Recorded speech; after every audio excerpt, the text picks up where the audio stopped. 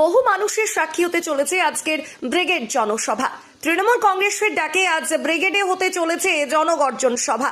গোটা শহর জুড়ে জনস্রোত নামতে চলেছে বলাই বাহুল্য। পূর্ব বর্ধমান জেলার অন্যান্য ব্লকের পাশাপাশি আউশগ্রাম 2 ব্লক থেকে বহু কর্মী সমর্থক সহ ধামসা মাদল গলায় ঝুলিয়ে জনগর্জন সভার উদ্দেশ্যে যাত্রা আউশগ্রাম 2 ব্লক সভাপতি শেখ আব্দুল লালনের। শুনবো কি বলছেন তিনি। জনগর্জন সবার জন্য এই নেই দিয়ে সারা রাত গাড়ি চলছে, এখনো পর্যন্ত যাচ্ছে। কত লোক হবে মনে করছেন? আমার মূলত আমরা পূর্ব বর্ধমান আউশগ্রাম 2 নম্বর ব্লকের এই যে সকল মিলে যে আমাদের লক্ষ্য একটাই, জনগর্জনের অর্থ একটাই যে বাংলাকে বঞ্চিত করা হচ্ছে। গত বিধানসভায় কিনারা কোনো রেজাল্ট না করতে পারায় আমাদের যেটা বলে পেটে মারা ভাতে মারা, সেইটাই এই মোদিজি এসে বারবার বড় বড় বলি যাচ্ছেন এখানে।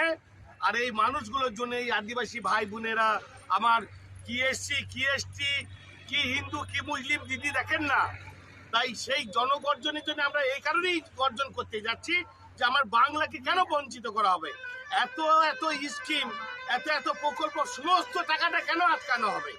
দিদির যে লক্ষ্য, বিশ্বের কাছে নাম লিখছেন, আমার দেশের সেরা মুখ্যমন্ত্রী মমতা ব্যানার্জি, সেরা নেতা অভিষেক ব্যানার্জি, তিনারা যেটা বলছেন যে মানুষের জন্য সুখে দুঃখে বিপদ আপদ শিক্ষা থেকে স্বাস্থ্য সবটাই দিবেন, আর মোদিজি এসে শুধু ভাষণ দিবেন আর মানুষের কাছে ভোট চাইবেন।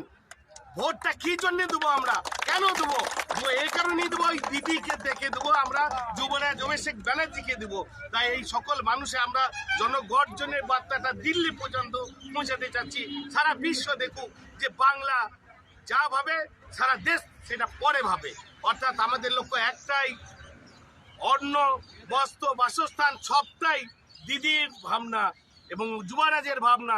সেই যুবরাজের ডাকে, দিদির ডাকে আমরা জনগর্জনে সামিল হতে যাচ্ছি। যে ওই 115 থেকে 20টা বাস নিয়ে আমরা ওই টোটাল সকলেই রওনা হয়েছি। যে ভোট থেকে বেরিয়ে গেছি যে শুধু যুবরাজকে গিয়ে আমরা তিনার হাত শক্ত করব, মমতা ব্যানার্জির হাত শক্ত করতে আমরা সকল মিলে সামিল হচ্ছি। এই সামনে তো লোকসভা ভোট, এই জনগণ সভা কি কিছু ফল করতে পারবে আপনাদের? আরে ভাই, ওইটা তো 42 আমাদের হয়ে আছে। আমাদের প্রতিযোগিতা একটাই, ওদের জামানা জব্দ করা হবে। এখানে বিজেপি বলে কিছু নেই। কি দেখছেন আপনাদের মতো সাংবাদিকরা পয়সায় অর্থই বিক্রি হয়ে যাচ্ছে। ওখানে কি না, জাজ সেও বিক্রি হয়ে গেছে। যে আমাদের যুবক যুবতী যারা মাস্টারি করছিলেন, যে প্রাইমারি এবং বিভিন্ন রকমের প্রকল্প, সেই সমস্ত এতদিন তিনি কি করলেন, বেকারত্ব বাড়িয়ে দিয়ে গেলেন। আমাদের বাংলায় দিদি যেটা চাচ্ছেন তার বিপরীত করে আজকে তিনি আবার বিজেপি বিরাক্ত হতে যাচ্ছেন। তাই তিনার আবার লক্ষ্য দেখবেন, যেখানেই দাঁড়াবেন বিপুল ভোটে তিনি আবার হেরে যাবেন। আর আমাদের 42 হবেই হবে। আমাদের এরিয়ায় যেটা লক্ষ্য, এই অঞ্চল বলছে ওই অঞ্চল থেকে বেশি লিড দেবো, এই ব্লক বলছে ওই ব্লকে থেকে লিড বেশি দেবো। এখন মানুষ বুঝে গেছে আর বুকা কেউ নাই বাবা, যে আমাদের পেটের ভাত, আমাদের অন্ন, আমাদের বস্ত্র, আমাদের শিক্ষা সবটাই দিদি দিচ্ছেন।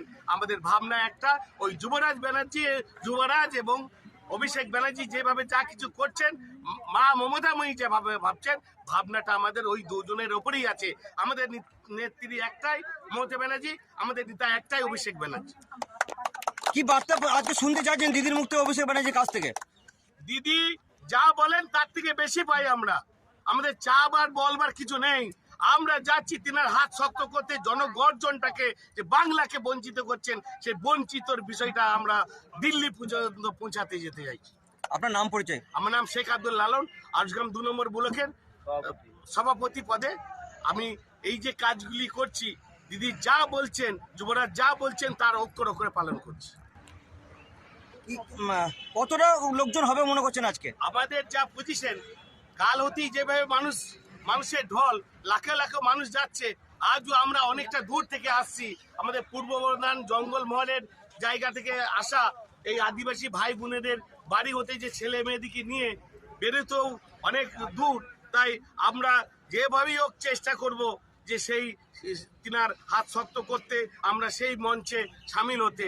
আমরা চেষ্টা করছি যতটা পারি সেখানে গিয়ে আমরা হাজির হব, কারণ কলকাতা গোটা প্যাকড আপ, যেভাবে রোডে গাড়ি যাচ্ছে, যেভাবে মানুষের সংগ্রাম আছে, এই জনগর্জন সারা বিশ্ব দেখবে। Thank you. আউশগ্রাম থেকে পরিতোষ শীলের রিপোর্ট, সোজা কথা নিউজ, পূর্ব বর্ধমান।